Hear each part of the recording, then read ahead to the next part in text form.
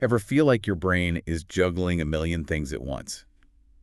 Well, today we're going to unpack how your brain actually gets things done. And turns out it's way more organized than we might think.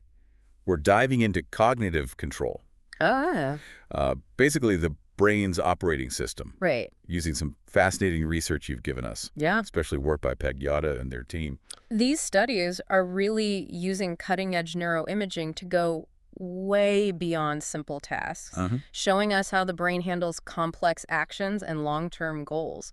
It's like we're finally seeing the conductor behind the symphony I love that analogy. of your thoughts and actions. To make it even more impressive, we're talking about techniques like fMRI, Right. which basically takes a snapshot of your brain in action, Yeah. and EEG, Uh-huh. which allows us to listen to the electrical symphony of brainwaves. It's the combination of these techniques that's so powerful. We're not just seeing which parts of the brain light up during different activities, but also understanding the precise timing and patterns of those electrical signals. So like adding a soundtrack to a movie, Exactly. we get the full sensory experience. Yeah. Now, one of the biggest takeaways from this research is that the brain's control system isn't just a jumble of neurons. Right. It's organized like a hierarchy. Uh-huh. Imagine a pyramid with different levels of management responsible for different aspects of control. Exactly. At the base of this pyramid, we have sensorimotor control, which is all about those automatic responses and reflexes. Okay, Think about hitting the brakes when you see a red light. got it. That's your sensorimotor system kicking in. Okay. And this level is primarily handled by areas close to the motor cortex, the part of the brain responsible for movement. So the brain has a whole department dedicated to keeping us safe from those everyday oops moments. Right. What about the next level up? As we move up the hierarchy, things get more complex. The middle level is what we call contextual control. Here, your brain is using the rules of the game or the context of a situation to guide your actions. Instead of just reacting, you're adapting. So like choosing a different route home based on traffic. Exactly. I'm not just reacting to the car in front of me. I'm using information about the bigger picture to make a decision. Precisely. And this is where the mid-DLPFC, a region of the prefrontal cortex, really steps into the spotlight. It's like the project manager of your brain, Got it. integrating information from different sources to make sure you're making the best call. Okay, so we've got the reflex team and the project managers. Right. What about the CEO of this brain corporation?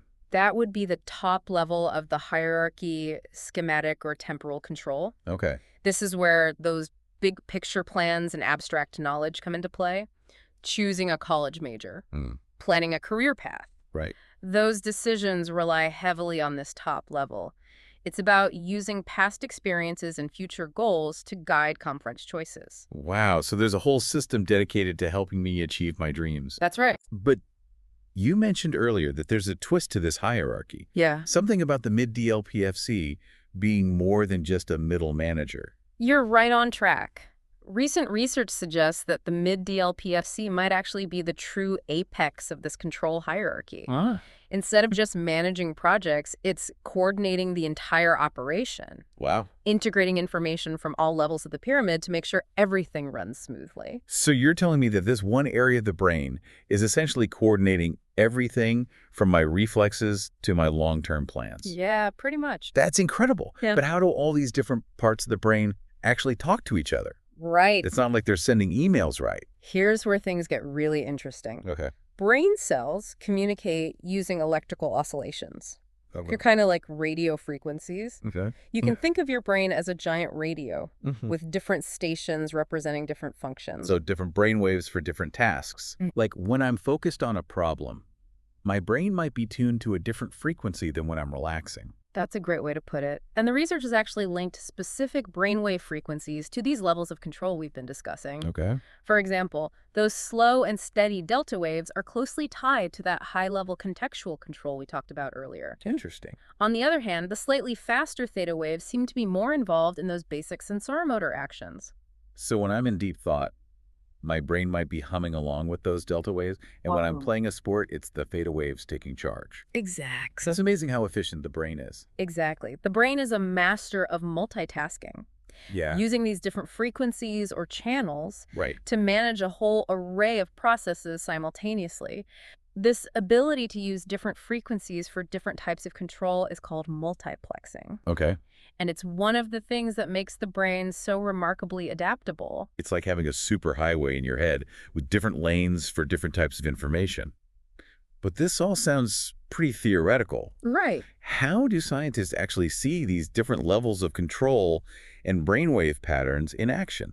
That's where these incredible neuroimaging techniques come in. Yeah. Remember those fMRI snapshots and EEG soundtracks we talked about earlier? Yeah. They allow scientists to actually see and hear the brain's activity in real time. So it's not just guesswork. We're actually observing these processes happening in the brain. Precisely. And the results have been incredibly revealing. Like what? For example, one of the studies we're looking at found that those delta waves were strongest in the same brain regions that lit up in the fMRI during contextual control tasks. What? It's like getting independent confirmation from two different sources, Yeah. strengthening our understanding of how the brain operates. That's amazing. But how do we know for sure that disrupting these brainwaves actually impacts our ability to think and act? That's where brain stimulation techniques like TMS and TCS come into play.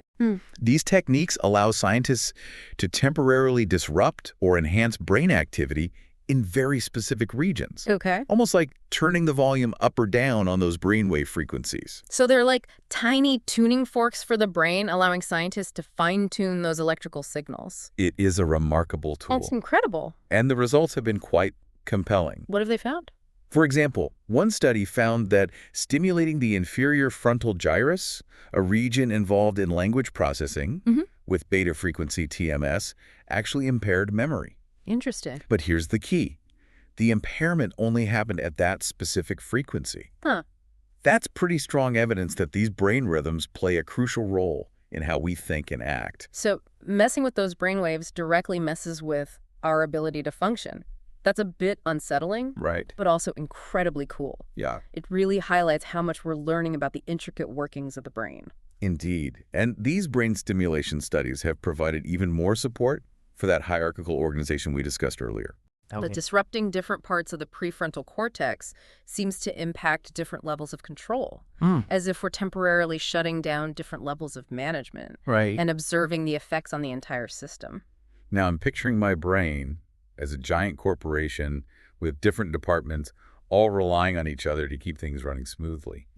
But is it really that simple? Well, like any good corporation, the brain has a central communication hub that helps coordinate all these different departments. Okay. It's a structure deep inside the brain called the striatum. So the striatum is like the brain's central switchboard, Uh-huh. routing calls between different departments and making sure everyone's on the same page.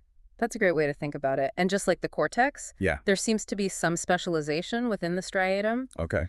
The caudate nucleus, one part of the striatum, seems to be more involved in that higher level contextual control, Got it. while the putamen, another part, is Oh, more right. linked to those basic sensor motor actions. So different parts of the striatum handle different types of control signals. Yeah. Just like different departments in a company handle different tasks. This is all so fascinating. It is, and this is where things get really cutting edge. Okay. Scientists are now developing techniques to stimulate two brain areas simultaneously Wow. to understand how they communicate with each other. It's like sending synchronized messages to two different departments and seeing how they respond. This dual site stimulation is mind-blowing. Yeah, it's pretty amazing. Are you saying we could potentially enhance someone's focus just by synchronizing brain activity in two specific areas? It's a fascinating research avenue with incredible potential. Yeah. Imagine sending synchronized pulses to the mid-DLPFC and the inferior parietal cortex, a region involved in attention and spatial awareness. Got it. Could that enhance contextual control, improving someone's ability to make decisions in complex situations? These are the kinds of questions researchers are now starting to explore. This is definitely making me think differently about what's happening inside my own head. It's like we've uncovered a secret world of brain activity that's constantly working to keep us functioning at our best. It's a world that's still largely unexplored, but with every new discovery, we're getting closer to understanding the incredible complexity and potential of the human brain. It's truly remarkable how much we're learning about the brain and how all these different regions and rhythms work together. It is, and as we uncover more about these intricate processes, we also start to see potential applications for addressing cognitive challenges. You think about conditions like ADHD or Parkinson's disease, which involve disruptions in this very system of cognitive control we've been discussing. So are you saying that if we can figure out how to fine-tune these brain rhythms and communication pathways, we could potentially develop new treatments for these conditions? That's the hope. It's still early days, of course, Right. but this research is laying the groundwork for some potentially groundbreaking therapies. Imagine being able to use non-invasive brain stimulation to enhance cognitive control in individuals who struggle with focus or impulse control. The possibilities are truly exciting. That'd be incredible. To be able to target those specific areas and help people regain control over their thoughts and actions, it's a whole new frontier in medicine. But for now, let's zoom back in on the research itself. You mentioned that most of these studies have focused on visual and motor tasks. Right. What about other aspects of cognition like language emotions or even creativity? Mhm. Do those higher level functions also rely on this hierarchical control system? That's a fantastic question, and it's Yeah. one that researchers are actively exploring right now. Okay. How do these control hierarchies function when we're writing a poem, navigating a complex social interaction, or making a split-second decision under pressure? Right. These are much more nuanced and less understood areas of cognition, but they're ripe for discovery. So are you saying that our understanding of how the brain controls these more internal subjective experiences is still in its infancy? It seems like we've made so much progress, but there's still so much we don't know. Absolutely, and that's what makes this field of research so captivating. Yeah. We're peering into the inner workings of the most complex organ in the known universe, Wow. trying to decipher the language of our own minds. And with each new discovery, we're getting closer to understanding what makes us uniquely human. It's a humbling thought, isn't it? Yeah. To realize that we're just beginning to scratch the surface of what our brains are capable of. But let's take a moment to recap what we've learned so far. Okay. We've explored how the brain uses this incredible hierarchical control system to manage everything from our reflexes to our long-term plans, with the mid-DLPFC playing a key role as the ultimate integrator. We've also delved into the world of brainwaves, those electrical oscillations that act like specialized communication channels for different types of control. And we've seen how scientists are using techniques like fMRI, EEG, and brain stimulation to map out these complex interactions, opening up new possibilities for understanding and potentially even manipulating brain activity. Yeah. It's been quite a journey. It has, and it's important to emphasize that this research isn't just happening in isolation. Right. Scientists are increasingly collaborating across disciplines, bringing together expertise in neuroscience, psychology, computer science, and engineering to crack the code of the brain. It's a truly global effort with researchers from all over the world contributing to our understanding of this amazing organ. It's like a global brain trust, all working together to unlock the secrets of cognition. It's inspiring to think about all the brilliant minds dedicated to unraveling these mysteries. It is, and as technology continues to advance, we can expect even more groundbreaking discoveries in the years to come.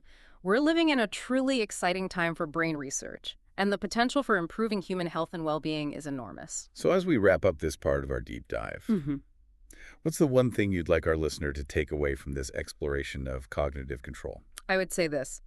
The brain is a remarkably dynamic and adaptable organ, constantly adjusting its activity to meet the demands of our environment. And this research on cognitive control is giving us unprecedented insights into how this orchestration happens, opening up new possibilities for understanding who we are and how we can optimize our cognitive abilities. It's a journey of discovery that's just beginning, and I encourage everyone to stay curious and engaged as we continue to explore the wonders of the human brain. It really makes you appreciate the sheer complexity of the brain, this intricate dance of brain regions and rhythms all working together to shape our thoughts and actions. It's truly awe-inspiring. And as we wrap up our deep dive into cognitive control, I'd like to leave our listener with a final thought to ponder. Ooh, a final brain teaser. I always love a good challenge. Lay it on me. Well, we've been focusing primarily on the brain's control over our physical actions and responses to the external world. But what about the control we exert over our internal world? Okay, Our thoughts, emotions, impulses, those things that make up our inner experience. that's a great point. Those internal processes can sometimes feel even more challenging to control than anything happening in the outside world. Is there a similar kind of hierarchy at play when it comes to managing our inner landscape? That's the million-dollar question. How do these same principles of hierarchical control apply to things like regulating our mood-resisting temptation, or silencing that inner critic that seems to pop up at the worst possible times. It's a frontier that's ripe for exploration and one that could hold incredible potential for understanding and enhancing human well-being. So are you saying there might be a whole other control hierarchy for our inner world with its own set of brain regions, brainwave frequencies, and communication pathways? It's mind-boggling to think about. It's certainly a possibility. And imagine the implications if we could unlock the secrets of this inner control system. Could we develop new strategies for managing anxiety, overcoming addiction, or even fostering creativity? The potential applications are truly vast. It's incredible to think that we might one day be able to tap into these inner control mechanisms and harness the brain's power to improve our lives in such profound ways. This deep dive has definitely left me with a sense of awe and wonder at the incredible complexity and potential of the human brain. And that's what I hope our listener takes away from this exploration. A sense of curiosity, a spark of inspiration, and a deeper appreciation for the incredible organ that drives our every thought and action. The brain is a universe unto itself, and we've only just begun to explore its wonders.